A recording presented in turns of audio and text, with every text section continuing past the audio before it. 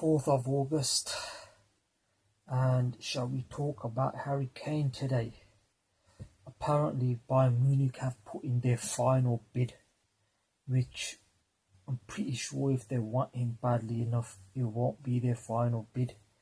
Harry Kane, 1 year left on his contract, and apparently Bayern Munich, I think it's either £100 million or €100 million plus add-ons, which is a lot of money for anybody with 1 year left on the contract. So Harry Kane apparently is happy to stay. Obviously he's loyal to Tottenham. I don't think he's going to kick up a fuss about going, and it's one of those situations where it just depends on what he wants to do, really. Does he want to break the Premier League goal record, which currently stands at 260 from Alan Shearer? Harry Kane's on 213, so he's 48 goals away from breaking that record.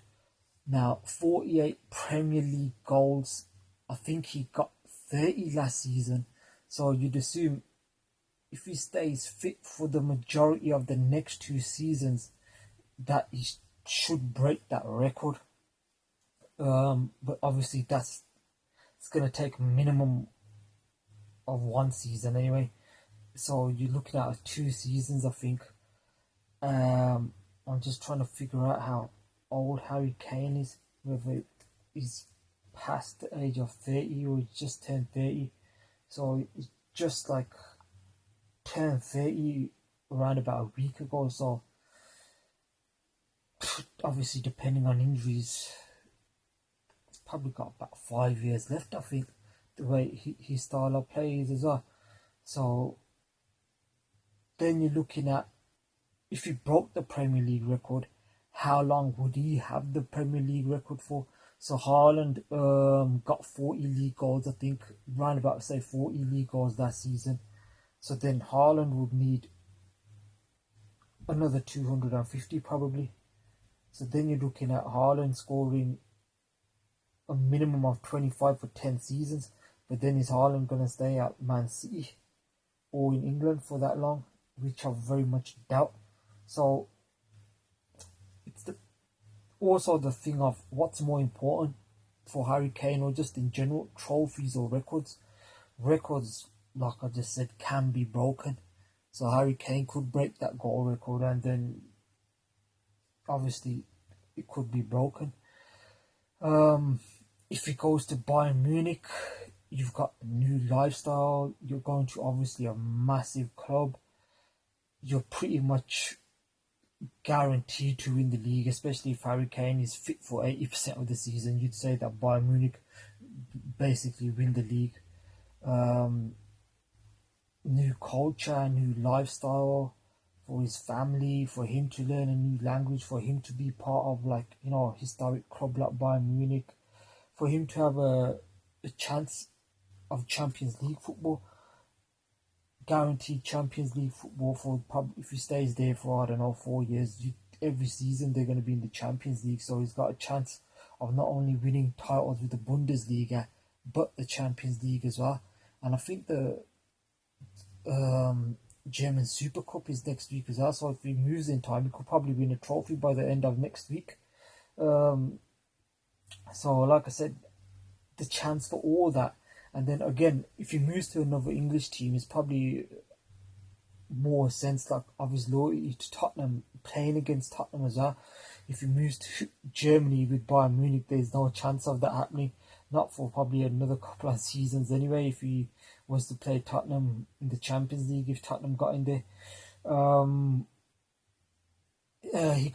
You'd fancy him to finish top scorer in the Bundesliga next season, and then maybe even top European golden shoe winner as well. So there would be lots for him to gain there as well. He's already Tottenham's leading goal scorer in their history, so there's a lot to gain for him to go abroad. a lot to gain, I would say. If he's gonna leave for free at the end of his contract, why not just move now? The signing fee, he'll probably pick up the signing fee, but a year could make a big difference. And another year of playing Champions League football. Like I said, if he plays Champions League football, he could finish Champions League top goal scorer, even if he doesn't win it. If he plays 8, 9, maybe 10 games in the Champions League, could easily finish top goal scorer in the Champions League.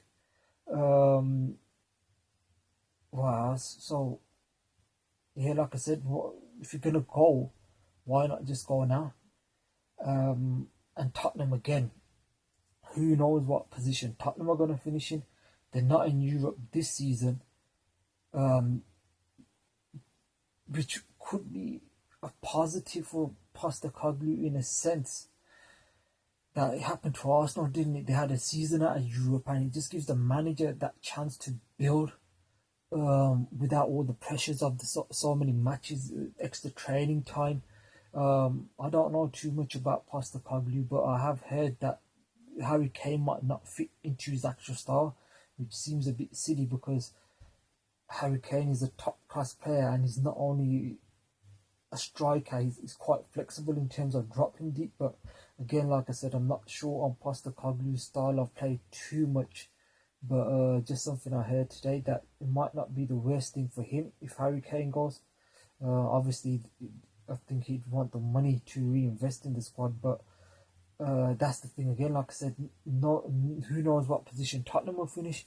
The Premier League is looking tough for me right now. Just sitting here, I would say obviously Man City are going to finish in the top 4. I think Arsenal are going to finish in the top 4. And I'd say Man United will finish in the top 4 as well. And then you'd probably say Liverpool, but they've had quite a bit of change. And then obviously you've got teams like Newcastle and then even Aston Villa, who could be outside contenders, and then Tottenham battling for it as well. So there's no guarantee that Tottenham are going to get into the Champions League this season, or possibly even the season after that. So when is Harry Kane, if he stays at Tottenham, going to have Champions League football again?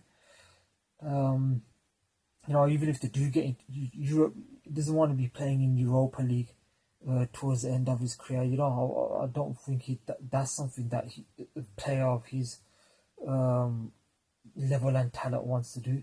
So I think loyalty is one thing, but also, like I said at the beginning, what do you want at the end of your career? Trophies, or you just want to play for your boyhood club, try and help them? But like many people have said, there's not much more that Harry Kane could have done to help Tottenham. They probably could have helped him a lot more. But like I said, the things that you're hearing is that he's happy to stay. He would, if the move doesn't go through, he wouldn't pull up like cause a fuss. And I think it's Brentford that Tottenham play in the first game of the season. So you think that if he plays for Tottenham against Brentford, that he'd be staying at Tottenham. So it's going to be very interesting for me. Like I said, possibly Man United, but obviously they've brought a striker now.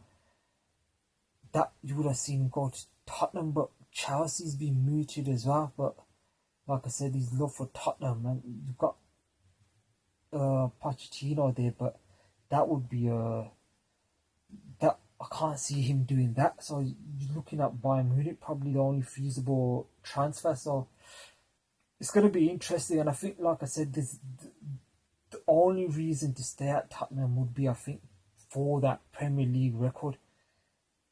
I don't think they're going to be winning the Premier League anytime soon. I don't know, no matter how good Postecoglou is. So you're looking at going for top 4, and then even then, you're not winning trophies, and then no Champions League, and you can go to Bayern Munich, and like I said, all those reasons you could win trophies, you could break records there, domestic probably records possibly, and European records. There's so much to gain. And like I said, the Premier League is starting next week, so it's going to be very, very interesting what Tottenham do as well, with Bayern Munich saying it's the final bid, how Tottenham take that and stuff. So I think a couple of interesting weeks ahead, but personally I think he's going to stay. Otherwise I think he probably would have made a bit more of a fuss. But 100 million is a lot of money with add-ons as well. So yeah, that was Harry Kane, and have a good weekend.